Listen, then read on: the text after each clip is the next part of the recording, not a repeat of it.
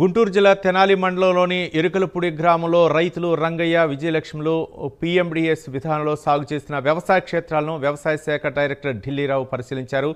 Pre monsoon dry sowing విధానాన్ని పాటించినట్లయితే భూమిలో సారం పెరుగుతోందని ఢిల్లీరావు అన్నారు. అంతేకాకుండా ఆయా పంటల నుంచి కొంతమేర అధిక దిగుబడులను పొందవచ్చన్నారు. పలు ప్రాంతాల్లో రైతులు 2 వానాకాలం పంటలకు ముందు ఈ విధానం పాటిస్తూ మంచి ఫలితాలను పొందుతారని ఢిల్లీరావు తెలిపారు.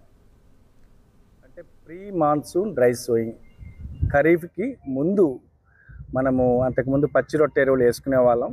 ఆ పచ్చి రొట్టె ఎరువులు ఏదో ఒక రకం, అంటే సన్ హెంప్ కానీ, లేకపోతే దహించా కానీ, లేకపోతే పిల్లి పెసర కానీ ఇలా వేసేవాళ్ళం.